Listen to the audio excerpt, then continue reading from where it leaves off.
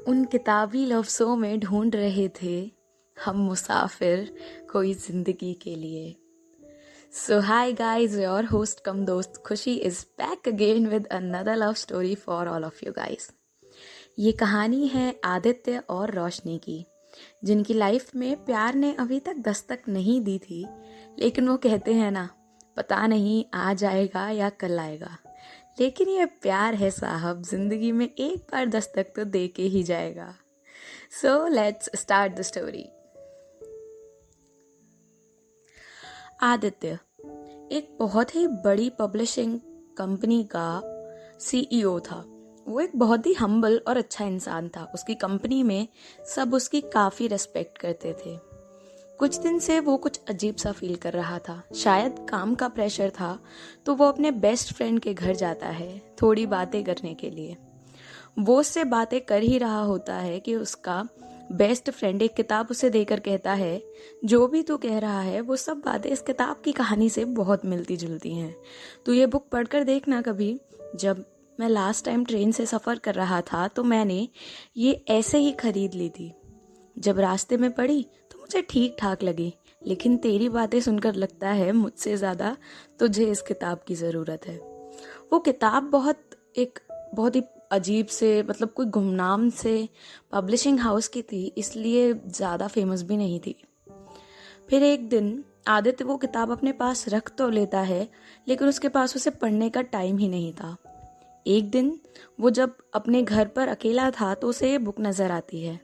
वो इसे पढ़ने लगता है और पढ़ते पढ़ते उसे लगता है जैसे उसकी सारी प्रॉब्लम्स के सॉल्यूशंस उसे इस किताब के लफ्ज़ों में ही कहीं मिल गए हों। वो अगले दिन जहाँ वो किताब प्रिंट करी गई थी वहाँ जाता है। वो एक गुमनाम सा प्रिंटिंग हाउस था। वहाँ उस शॉप का ओनर आदित्य को देखकर चौंक जाता है और उसे पूछता है, सर आप हमारे यहाँ कैसे? आपका तो खुद का इतना बड़ा पब्लिशिंग हाउस है, आप हमारे यहाँ क्या कर रहे हो? तो आदित्य उसे वो किताब दिखाता है और पूछता है, इसके राइटर कहाँ मिलेंगी और वो कौन है? तो वो लड़का कहता है कि इन्होंने अब लिखना छोड़ दिया है। लेकिन आदित्य उसे बहुत पूछता है, तो वो लड़का कहता है कि मैं आपको उनका एड्रेस तो नहीं, लेकिन फ़ोन नंबर दे सकता हूँ, और उनका नाम रोशनी है, जो किताब की ऑथर है। आदित्य रोशनी को उसका फ़ोन नंबर ले लेता है।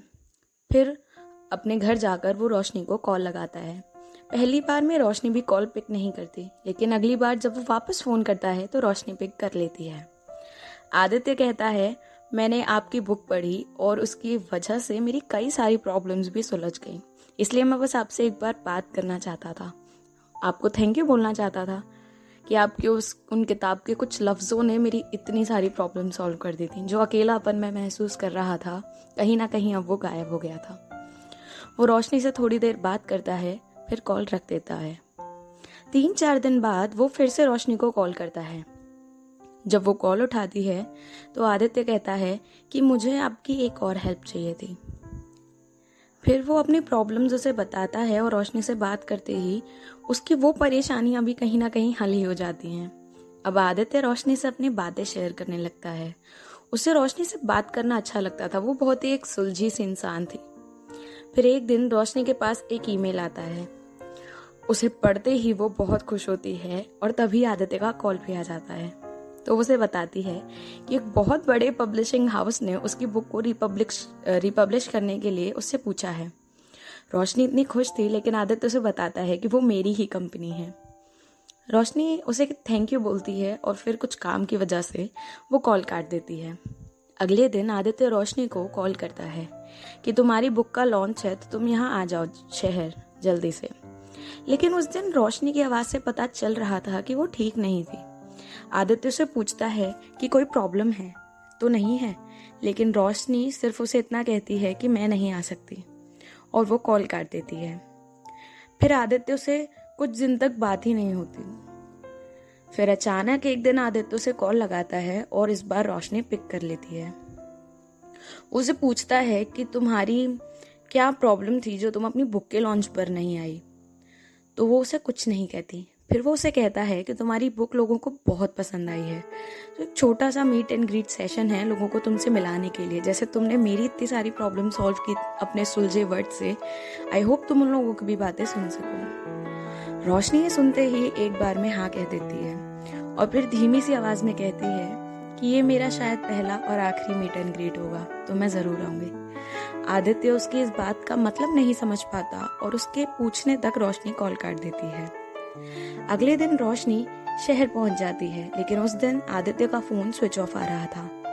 फिर रोशनी उसकी सेक्रेटरी प्रिया को कॉल लगाती है, जिसका नंबर उस ईमेल में मेंशन था। वो भी रोशनी को काफी हद तक जानती थी, क्योंकि उसकी बहुत अच्छी बॉन्डिंग थी आदित्य के साथ, वो उसकी फ्रेंड ही थी। तो वो खुद रोशनी को पिक करने के लिए स्टेशन पर जाती है। रास्ते में वो उसे बताती है कि आज सर सुबह से बहुत बिजी हैं, इसलिए शायद उनका ध्यान फोन पर नहीं था। ऑफिस पहुंचने के बाद रोशनी को प्रिया अपने कैबिन में वेट करने के लिए कहती है। आदित्य क्योंकि अभी भी मीटिंग में बिजी ही था। शाम से रात हो जाती है, सब अपने अपने घर चले जाते हैं एंड फाइनली अब आदित्य की मीटिंग खत्म होती है। प्रिया उसे उस वक्त घर जा रही थी और जाते जाते उसे याद आता है रोशनी के बारे में, तो वो आदित्य को बताती है कि रोशनी उसका वेट उसी के कैबिन में कर रही थी। इतने दिन में आदित्य ने सिर्फ उसकी आवाज सुनी थी, कभी उसे देखा नहीं था। एंड सेम विद रोशनी, उसने भी कभी आदित्य को नहीं देखा था। वो जल्दी से कैबिन में जाता है तो वहां रोशनी उसका वेट कर करके सो गई थी। वो उस दिन पहली बार रोशनी को देखता है। जितनी मासूम उसकी आवाज थी, उतना ही मासूम सा उसका चेहरा भी था। उसे जगाता है और कहता है, सॉरी रोशनी, मुझे पता नहीं था तुम आई हो, वरना मैं वो मीटिंग जल्दी खत्म कर लेता। लेकिन रोशनी कहती है, कोई प्रॉब्लम नहीं, तुम्हारा काम इम्पोर्टेंट है। फिर आदित्य उसे बताता है कि वो जो मीट एंड ग्रीट सेशन था वो 2 दिन के लिए पोस्टपोन हो गया है, वेन्यू में कुछ प्रॉब्लम आ गई थी। फिर आदित्य रोशनी को होटल ड्रॉप करता है और खुद अपने घर चला जाता है। नेक्स्ट डे शाम के टाइम आदित्य के पास रोशनी का कॉल आता है। वो काफी डरी हुई थी। आदित्य उसकी ऐसी आवाज सुनकर खुद भी डर जाता है और उसे पूछता है कि क्या हुआ रोशनी। तो वो कहती है कि वो इन 2 दिन क्या करती, इसलिए उसने सोचा कि वो थोड़ा इस शहर को घूम ले, लेकिन अब एक अनजान जगह पर गुम हो गई थी। यहाँ ज्यादा लोग नहीं हैं, ऐसा वो आदित्य को बताती है। फिर आदित्य उसे उस जगह पर क्या क्या है उसके आसपास, तो वो उसे पूछता है और उसे वहीं वेट करने को कहता है। आधे 1 घंटे के बाद वो उस जगह पहुंचता है तो वो देखता है कि रोशनी डरी हुई से खड़ी थी। फिर आदित्य उसके पास जाता है तो वो देखता है कि रोशनी अभी भी रो ही रही थी। उसके सर पर वो हाथ रखता है और कहता है, रोशनी डरने की बात नहीं है, मैं आ गया हूँ, चलो मैं तुम्हें तुम्हारे होटल ड्रॉप कर देता हूँ। रोशनी पूरे रास्ते चुप रहती है। फिर अगले दिन सुबह 10 बजे आदित्य खुद रोशनी को कॉल कर नीचे बुलाता है।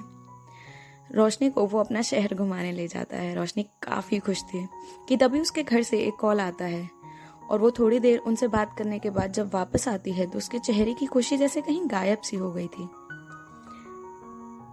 आदित्य उसे पूछता है कि क्या प्रॉब्लम है, लेकिन वो उसे कुछ भी नहीं कहती। अगले दिन रोशनी का मीट एंड ग्रीट सेशन था, जिसे खत्म करते ही रोशनी आदित्य को बिना बताए ही स्टेशन चली जाती है।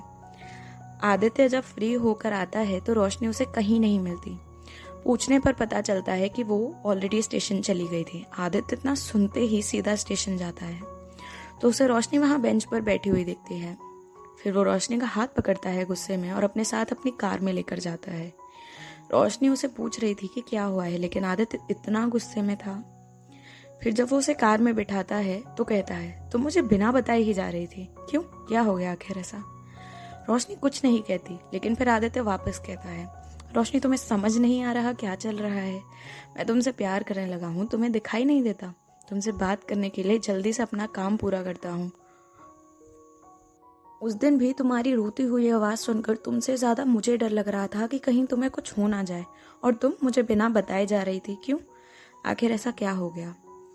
फिर रोशनी कहती है, आदित्य मुझे सब पता है, तुम्हारी आंखों में खुद के लिए प्यार देखा है मैंने, लेकिन मेरे घर वालों ने मेरी शादी तय कर दी है। जब उनका फ़ोन आया था वो मुझे घर वापस आने की ही कह रहे थे। परसों मेरा रुका है और जल्दी ही शादी।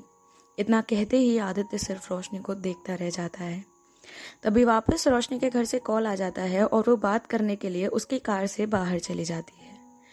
थोड़ी देर बाद आदित्य कार से उतरकर देखता है तो रोशनी वहाँ नहीं थी। वो भागकर स्टेशन पर जाता है, लेकिन तब तक ट्रेन जा चुकी थी और रोशनी भी। आदित्य उस दिन से चुप चुप रहने लगा।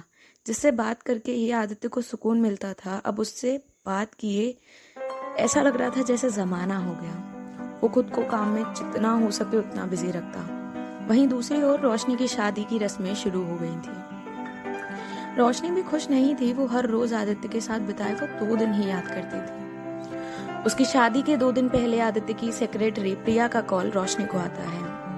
रोशनी जब कॉल पिक करती है तो उसकी सेक्रेटरी कहती है, रोशनी मैम, आई एम सॉरी मैंने आपको डिस्टर्ब किया, लेकिन मैं आपको एक बात बताना चाहती हूँ। कुछ दिन से सर बहुत अजीब बिहेव कर रहे हैं। वो पूरे टाइम ऑफिस में रहने लगे हैं, खाना भी नहीं खाते, सिर्फ काम। बात से ही शुरू हुआ है। मुझे कुछ समझ नहीं आया, इसलिए मैंने आपको कॉल किया। शायद आपको सर की इस हालत के बारे में पता हो। उस पूरी रात रोशनी को नींद नहीं आती।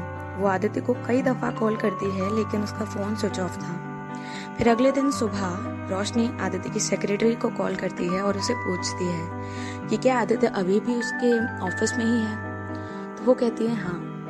वो ट्रेन से सफर करके, उसका सफर काफी लंबा था, तो वो आदित्य के शहर पहुंच जाती है। वो फिर वापस प्रिया को कॉल करती है और कहती है कि प्रिया, मैं ऑफिस में आ रही हूँ, तुम थोड़ी देर मेरा वेट करना वहीं पर। प्रिया उसका वेट कर ही रही थी। ऑफिस के आवर्स खत्म हो गए थे और लोग अपने घर चले गए थे। सिर्फ आदित्य और प्रिया ही थे। जैसे ही रोशनी ऑफिस आती है, प्रिया भी वहां से चली जाती है। फिर रोशनी आदित्य के केबिन में जाती है और देखती है कि आदित्य एकदम बेजान सा अपनी चेयर पर बैठा था। उसे शायद इतने दिन से उसकी जो हालत थी प्रिया से वो देखी ही नहीं जा रही थी। वो उसके पास जाती है तो देखती है उसमें से शराब की बू आ रही थी।